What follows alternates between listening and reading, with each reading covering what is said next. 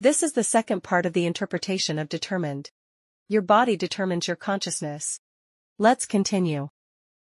There's a popular motivational song with lyrics that go like this: 3 parts destiny, 7 parts hard work, love to strive will win. After watching our last video interpretation, I believe you can now see that this statement is incorrect. The reality is that hard work, persisting in doing the right things, is also a kind of destiny, linked to your prefrontal cortex. It's shaped by genetics and environment, much like height and appearance. It's not as simple as saying you'll succeed just because you love to strive. So, is it really true that everything is fate, and nothing is within our control? You'd say it's not that extreme, right? If 2 people have similar intelligence, strength, and other innate abilities, and their prefrontal cortex's ability to strive is the same, but one loves to strive while the other doesn't, wouldn't their destinies be different? Consider a person with average intelligence, no natural aptitude for fast learning, lazy by nature, easily distracted while reading, lacking the freedom to persist in learning. However, if this person decides to set a goal, makes a sincere wish, and dedicates themselves to learning, isn't that also a form of freedom? If traditional factors like intelligence and height determine one's fate, willpower is the first derivative of destiny, and making a wish is the second derivative, a form of free will? Unfortunately, it's not that simple. Not only is what you can or cannot do predetermined, but what you want or don't want to do is also predetermined. Even the desire to make a wish is a result of circumstances, and some people are destined never to make that wish. Let's talk about where human intent comes from. One day, you and your colleague Lee go to Starbucks to buy coffee. On the way to the counter, there are 2 chairs blocking the path. Lee naturally goes around the chairs, while you move them aside. Later, you 2 argue about it. Lee suggests that the chairs might be there for a reason, and you shouldn't move them randomly. You argue that those 2 chairs clearly shouldn't be there, so what's wrong with moving them? This is a real experimental study, conducted in China. The researchers didn't care who was right or wrong, they were interested in how you handle the chairs, as it reflects who you are. The experiment found that people from traditional rice-growing regions in China were more likely to go around the chairs, while those from wheat-growing regions were more likely to move the chairs. Why is that? Because rice cultivation requires a lot of collective labor, emphasizing cooperation in various processes. So, the social culture in rice-growing areas has a stronger inclination toward collectivism. In contrast, wheat can be grown individually, allowing for more individualism. Collectivists are more inclined to maintain overall order, while individualists are more willing to challenge the order. Of course, I'm not saying that people from the South will always go around the chairs, and those from the North will always move them. The experiment is a statistical conclusion. Human intent is the result of multiple factors, with cultural traditions being just one aspect, along with current physical conditions, recent hormone levels, social experiences during adolescence, childhood upbringing, and genetics, among other factors. But all these factors are observable. If you randomly group people with similar conditions and only look at one factor, existing biological theories can tell you which group is more likely to have a certain intent. Scientists cannot precisely predict a person's intent based on these factors. This is because the size of various factors varies, and their combined effects may produce chaotic results. Even though it's challenging to predict, it's still predetermined. Your intent is the result of all these factors combined. You can't insert even a bit of freedom. Sapolsky says, but no matter how fervent, even desperate, you are, you can't successfully wish for a different intent. And you can't meta your way out, you can't successfully wish for the tools, say, more self-discipline, that will make you better at successfully wishing what you wish for. Do you think homosexuality is immoral? Has someone offended you, and do you want to retaliate? Are you loyal to your spouse? How is your appetite? Do you want to eat more? Can you accept a well-intentioned lie? Do you enjoy novel experiences, or do you prefer safety? All these intents are not something you can decide. Let's go through them one by one and see how you are predetermined. Sapolsky follows the approach in his book, Behave, and organizes factors that influence decision-making in chronological order. The situations from the last few seconds to the last few minutes determine your current bodily sensations, which, in turn, affect your consciousness. When you smell a nauseating odor, see something disgusting like vomit, or even think about something nauseating, if the experimenter asks you to express your opinion on homosexuality at that moment, you are more likely to say it's immoral. Why? Because the brain regions responsible for identifying spoiled food and feeling disgust for immoral actions are the same. The insula. The mammalian insula has a history of 100 million years, helping us avoid unclean food. Humans evolved a sense of morality only tens of thousands of years ago, and in that short time, we haven't had the chance to develop a specific brain region for moral judgment.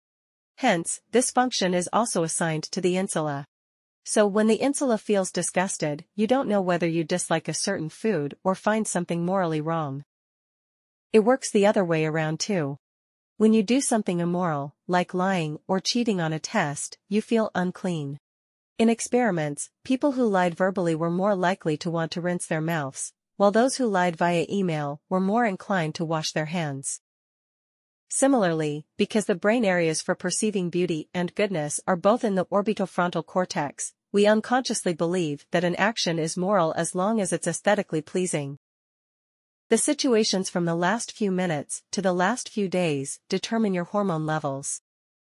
Testosterone increases aggression, making you more likely to deal with a disobedient person, feel more confident, and interpret others' normal expressions as threatening. However, testosterone levels are not fixed. As you age, your testosterone levels decrease, and they are highest in the morning. Sickness and injury can lower testosterone levels, while just having a fight or engaging in sexual activity causes a brief increase. In contrast, oxytocin decreases aggression, making you calmer and more benevolent toward people in your group. An interesting hormone is vasopressin, which makes male animals more inclined to care for their offspring and be faithful to monogamy, just as oxytocin makes females more attached to their mates. Positive sexual experiences increase oxytocin in females and vasopressin in males, strengthening mutual loyalty. However, a more potent method is to directly increase the vasopressin receptor levels in the male brain. An experiment even changed polygamous ones into monogamous rodents. Your vows of love are, in essence, hormones.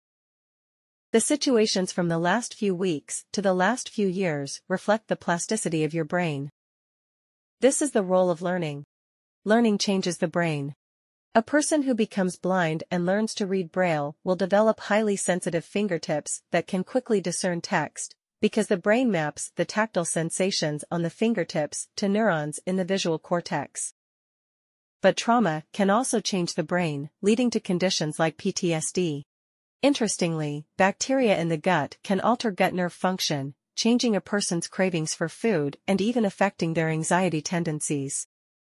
All these are grown on your body, matters of the hardware. What happened during adolescence determines the development of your prefrontal cortex. As we mentioned in our previous video, the prefrontal cortex is the latest maturing region in the brain. This is advantageous because premature maturation is undesirable. You want to mature while experiencing society, integrating social experiences into the brain. Simple social experiences may lead you to be straightforwardly inclined to be a good person or a bad person. Complex social experiences make your prefrontal cortex more sophisticated, allowing you to make more precise judgments about actions like lying. People who can hold two opposing thoughts simultaneously and still function normally during adolescence must have had a fascinating period. Childhood events mainly determine more basic tendencies, such as your ability to resist temptation and impulsiveness. If a person experiences physical, emotional, or sexual abuse during childhood, or if they are neglected by parents in physical and emotional aspects, or born into an incomplete or dysfunctional family, each additional unfavorable factor increases the likelihood of antisocial behavior in adulthood. Such individuals are more likely to engage in violence, substance abuse, teenage pregnancy, risky behaviors, and are more prone to depression, anxiety, and poorer health. A study involving a total of 1 million people from the United States and China suggested that those who grew up in moderate climates tended to be more personality-oriented, extroverted, and open to new experiences. In contrast, those who grew up in extremely cold or hot harsh climates were more inclined to seek safety rather than explore the external world. This impact is more significant than the influence of which country you are from. I grew up in the north where it gets very cold in winter, but because of heating, we were never afraid of the cold. More importantly, I was fortunate to have a happy childhood. I advocate for more societal freedom, but some people insist on more control. Now I know it's challenging to convince them. Even when a person is still in the womb, the components in the mother's circulating blood are already affecting brain function. Going back further, there are genes, and even further, there are societal cultural traditions. Whether you advocate individualism or collectivism, lean toward monotheism or polytheism, your views on strangers, whether you advocate for relaxation or tension, all are shackles of historical culture. So, saying, the child shows their true colors at 3 makes sense, but encouraging someone to strive to win doesn't make sense. But surely you still don't believe everything is set in stone, and you think people always have some degree of freedom. Sapolsky anticipates your skepticism and envisions a scenario. A student walks up to his desk, picks up a pen, and says, "Teacher, I just decided to pick up this pen, can you dare say I have no control over this action?"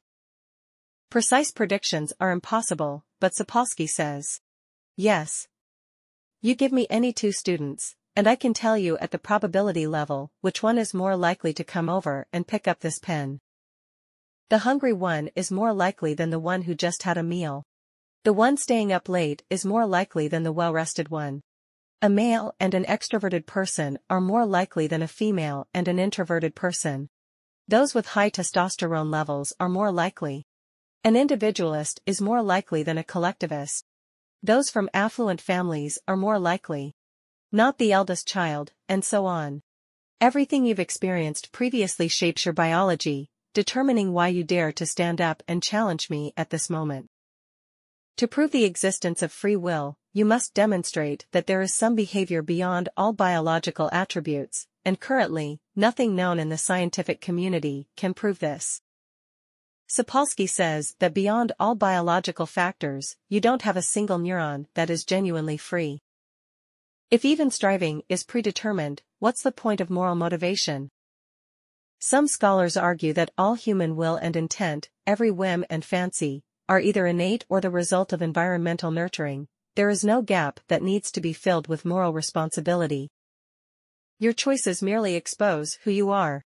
Morality is redundant. This assertion may be hard for you to accept, but please allow me to reserve further explanation for the next video. If you feel there is value in this, please like, subscribe to this channel, and leave your thoughts or suggestions in the comments section.